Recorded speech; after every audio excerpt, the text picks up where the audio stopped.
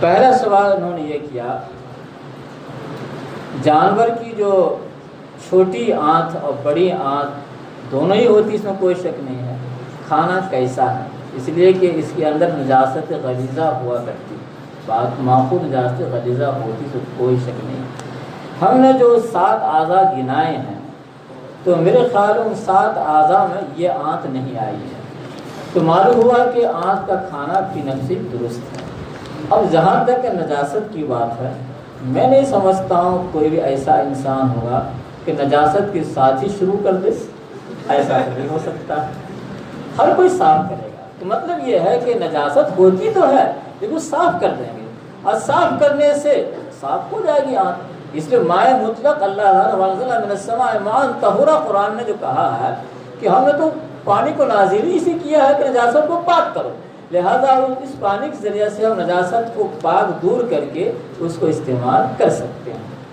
دوسرا سوال ان کا یہ ہے کہ قربانی کے لیے نذر مانی ہوئی نذر اگر کوئی مان لیتا ہے، گویا کہ نذر کا جانور ہے، یعنی قربانی کی نذر مانی ہے اس نے، اور اس میں عیب پیدا ہو جائے تو کیا ہوگا؟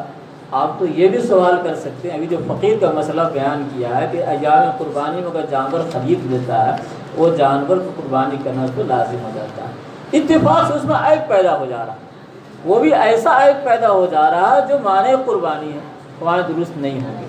تو آپ یاد رکھیے کہ جو نذر کا جانور ہوتا ہے وہ جانور بھی متعین ہو جاتا ہے، وہ جانور بھی متعین ہو جاتا ہے، اور اسی طرح سے یہ جو فقیر جو قربانی دے رہا ہے نا، تو فقیر جو قربانی دے رہا ہے یعنی قربانی جانور خریدا ہے تو یہ جانور بھی متعین ہو جاتا ہے۔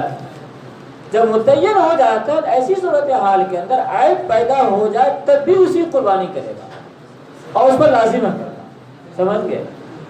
اس لیے اسی جانور قربانی کرے گا، اس میں کوئی مذائقہ نہیں ہے۔ تیسرا سوال جو انہوں نے کیا، جو لوگ قربانی کے جانور کو پکڑے ہوئے ہیں تو کیا وہی بسم اللہ پڑھے گا؟ سمجھ گئے؟ اور نیز کیا اس کا پورا صد چھپا ہونا ضروری ہے؟ دیکھیے ایک سوال میں 2 سوال ہے ان کا، یعنی مدد کرنے والا آدمی کیا بسم اللہ کو وہی پڑھے گا؟ اگر قربانی ابھی پوری نہیں ہوئی ہے، اب ایک آدمی بضابطہ مولوی صاحب قربانی کرنے جا رہے ہیں، قربانی کر رہے ہیں، اور ایک آدمی اس کا ہاتھ پکڑ رہا ہے یا چھری بھی پکڑ رہا ہے، تو ایسی صورتحال کے اندر اس پر بھی بسم اللہ اللہ اکبر پڑھنا ضروری ہے۔ اگر وہ نہیں پڑھے گا تو پھر وہ ذبیحہ حرام ہوگا، آپ یاد رکھیں، سمجھ گئے؟ جہاں تک صدر ڈھکنے کی بات ہے، بات قربانی کریں یا نہ کریں، صدر پوشی تو جن حصوں کا ڈھکنا ضروری ہے وہ اس کا تعلق قربانی سے نہیں ہے، وہ تو فی نفس ہی آپ کو جو ہے فی نفس ہی آپ کو صدر پوشی ضروری ہے، اس کو ڈھکنا ضروری ہے، آپ کے اوپر ہے، سمجھ رہے ہیں نا؟ تو اس لیے اس کا تعلق قربانی سے نہیں ہے۔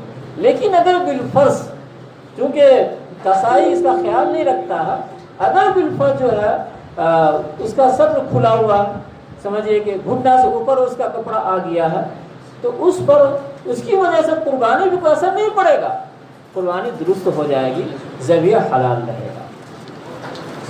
ان کا یہ سوال ہو گیا۔ اب دوسرے ساتھی کا ایک سوال آیا ہے، قربانی کے جانور اگر ایام قربانی سے پہلے غائب ہو جائے یا مر جائے تو کیا حکم ہے؟ معقول سوال ہے، سمجھ جائے۔ اب اسے تفصیل کرنی پڑے گی۔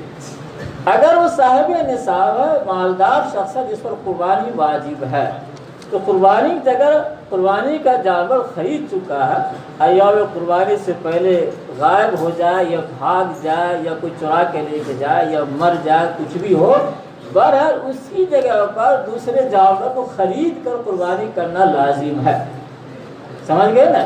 صاحب نصاب ہے، جب تک قربانی نہیں کرے گا تب تک کہ وہ بری ذمہ ہوگا ہی نہیں، اس کے ذمے سے واجب ساقط ہی نہیں ہوگا۔ ہاں اگر فقیر ہے، سمجھ گیا، ایام قربانی میں اس نے اس جانور خرید کے لایا تھا، لیکن قربانی نے اس پر بھاگ گیا، گم ہو گیا، کو چوری کر لیا، تو اس پر دوسرے جانور کی قربانی کرنا لازم نہیں ہوگا۔ اور یہ بھی بتا دوں کہ اگر بالفرض مالدار ہو یا فقیر ہو، فقیر نے ایام قربانی میں قربانی دنوں جانور خریدا تھا، لیکن جانور بھاگ گیا، یا مالدار خریدا جانور بھاگ گیا، اور مالدار بھی نہیں جانور قربانی دوسرا کر سکا، اور فقیر بیچارہ تو بھاگ گیا تو اس کو لازمی نہیں ہے۔ قربانی کے دن گزر جانے کے بعد مل جاتا ہے، قربانی کے دن گزر جائے اور مل جاتا ہے۔ اگر فقیر ہے تو پورے جانور کا صدقہ کرنا اس کو لازم ہوگا۔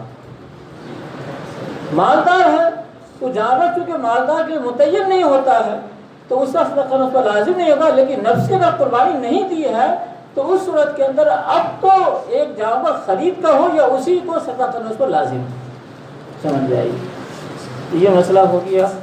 جی صاحب، جس ترتیب سے پرچی آ رہی اسی ترتیب سے میں جواب دے رہا ہوں۔ جی، کیا بکری کی قربانی کر سکتے ہیں؟ میں نے بتا دیا، اگر بکری ہو یا بکرا ہو قربانی کر سکتے ہیں۔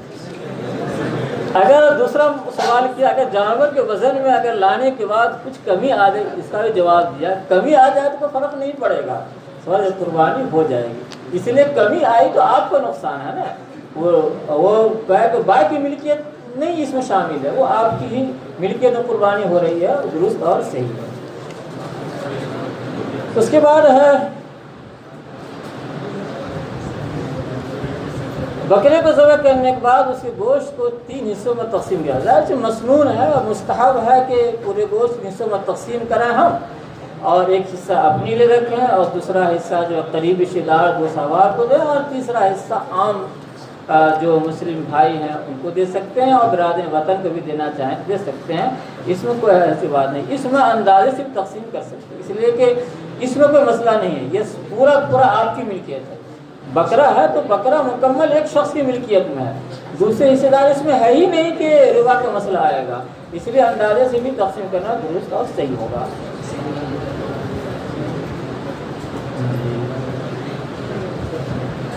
ایک مسئلہ وقت ہم بیان کیا کہ قربانی کوئی اور کرے، دعا کوئی اور پڑھے۔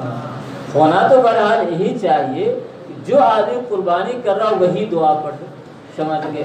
لیکن اگر ایسا ہوتا ہے بالفرض ایک آدمی قربانی کر رہا، بسم اللہ اللہ کو پڑھ کے قربانی کر رہا، اس کے بعد دوسرا آدمی دعا پڑھتا ہے، اللہم تقبل ہذہ یعنی ہذہ العضحیہ من فلاں فلاں، اس کا نام لے گا نا، کما تقبلت من حبیبک محمد و خلیق علیہ السلام، یہ جو دعا پڑھے گا وہ ابھی وہ جو دعا صلاتی موسیق محمد اللہ عالمین جو دعا ہے، تو جو قربانی کر رہا ہے اصل اسی کو پڑھنا چاہیے، سمجھ گئے۔